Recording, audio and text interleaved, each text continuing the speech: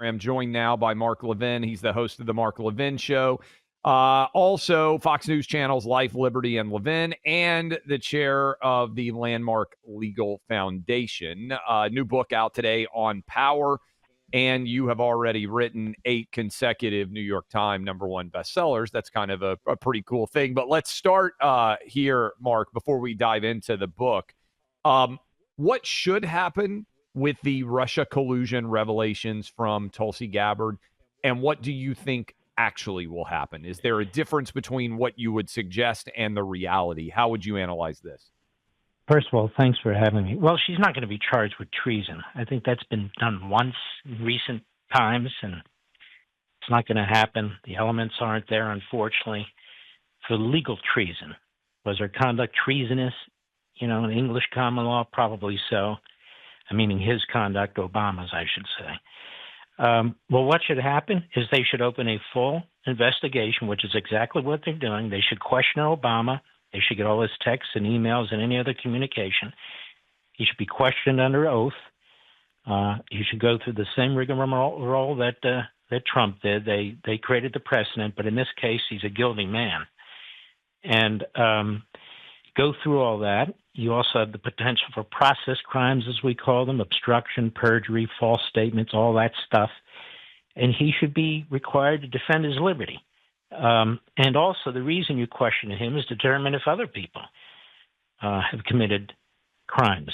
A conspiracy to use this kind of information to undermine an election, that is a crime.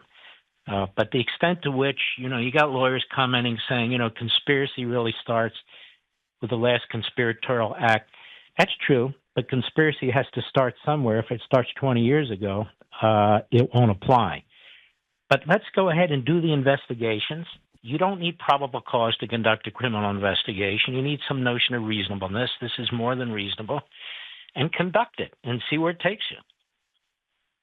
Mark, we've been following, obviously, very closely since the events of October 7th, not only the war in Gaza against Hamas, but also the waves of anti-Semitism on campus. We know that Columbia University just agreed to pay $200 million, and Harvard University, under this Trump administration's tenure, is looking like they're going to have to pay substantially more than that because of their failure to protect Jewish students.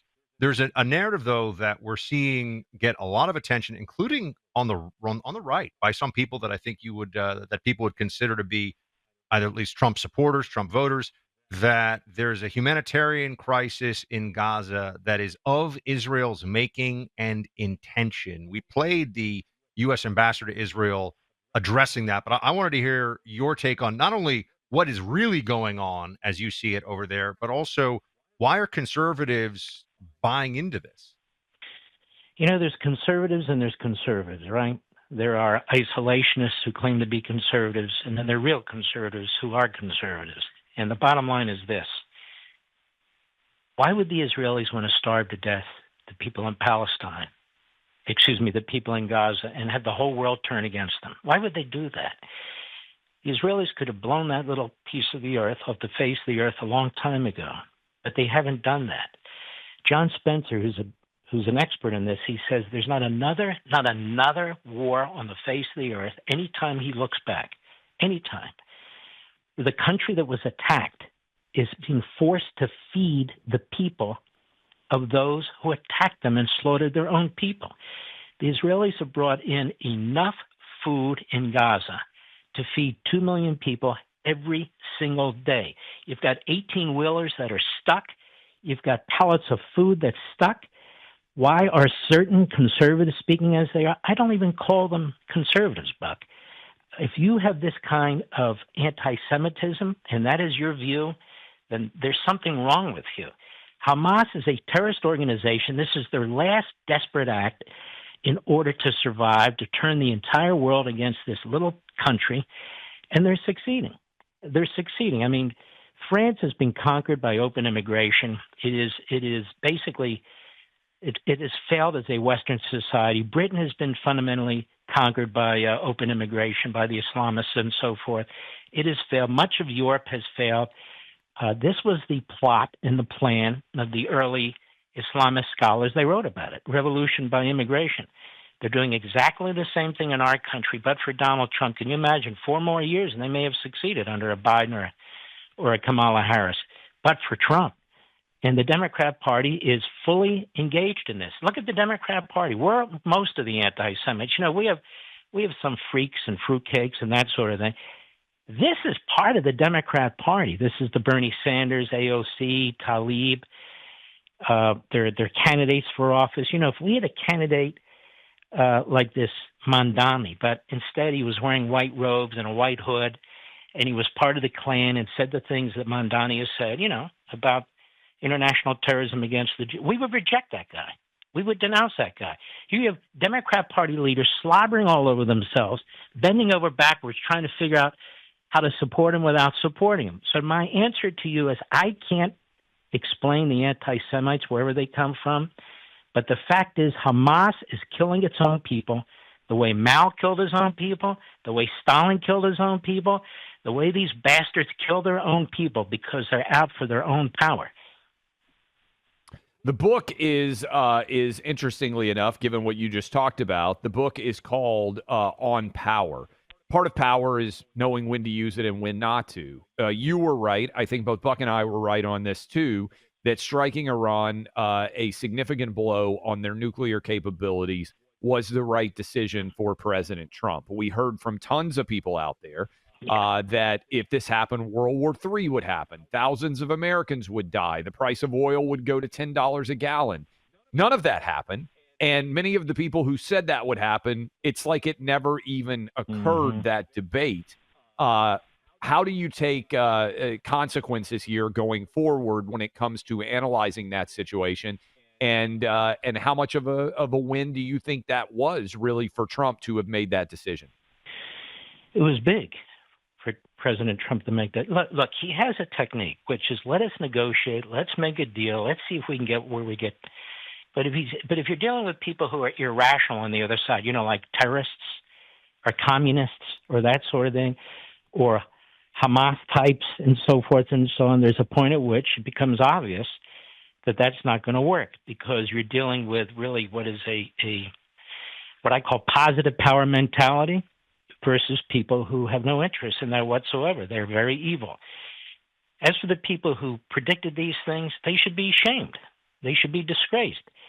And they're going to keep doing it because they need the hits, they need the eyes, they need the clicks, they need all that stuff. And, you know, I don't know who is arguing what. You guys are very solid. I know I was arguing too. This isn't warmongering, for God's sakes. Preventing a terrorist regime from having atomic weapons that keep threatening us, or the use of these missiles that they were going to build into the tens of thousands that are aligned with communist China and communist North Korea and KGB Putin. I mean, if we're not going to take a stand there, then when the hell are we going to take a stand? When they hit us, the continental United States? That is absurd. That is isolationism. That is not what Trump meant by peace through strength. It's not what Reagan meant by peace through strength. They are not isolationists. In other words, they're not suicidal. Mark, wanted to ask you to tell us a bit about the book out today, On Power. And I know you've written 8 #1 bestsellers. This one already rocketing up the charts. What do you want people to take away? And a lot of people in this audience I know are getting their copy right. A great August beach or out in the woods at the cabin read, everybody, On Power. What do you want people to take from the book? Or sitting your ass on the basement like I do. Yeah. Here's the thing. We debate liberty. We debate rights. I was thinking about this. We have got to become more effective in dealing with these Marxists, these Islamists, these other people. What is it that the Revolutionary War was fought over? It really wasn't fought over liberty. It was fought over power. Who gets to decide what? You know, the French Revolution was fought to destroy their society. The American Revolution was not fought to destroy our society. It was fought for representative government. And you start to think about these things. What makes us so different from Europe? What makes us so different from the Marxists and the Islamists? What makes us different is what the founders told us. A belief in God, a belief in the Judeo-Christian value system. They're very explicit about it, and it's fused with the Enlightenment. You know, power checks power. You're not going to find that with the Marxists, whether it's Bernie Sanders or Tlaib or any of them. It is a constant battle with the Democrats and their ideologues over centralization of power versus individual sovereignty. God is sovereign on earth. We are his children. We are sovereign. Look, I'm not proselytizing. I'm not even capable of proselytizing. You don't have to be Jewish or Christian. You don't have to be a believer in anything. But our country was created under this belief system that has enabled this tolerance and this diversity and freedom of speech and limited government. Communism is the opposite. Islamism, radical political Islamism, is the opposite. No free speech, no debate. It's conformity and control. And I'm just trying to express in this book, I take the word power and I break it into different pieces, positive, negative, thought control, language control, because we better get better at explaining what we're fighting over, or we're going to lose. We'll have respites with the Donald Trump, and when these guys take power, they make permanent changes like open borders. Can you imagine? If the border had been open another 4 years, I don't think we could have recovered from this. And it could be open another 4 years if we lose an election. So my view is, when we explain to people, when you listen to a Mandamis, people like that, what they're saying is, we're going to steal your liberty, your individuality. We're going to steal your rights.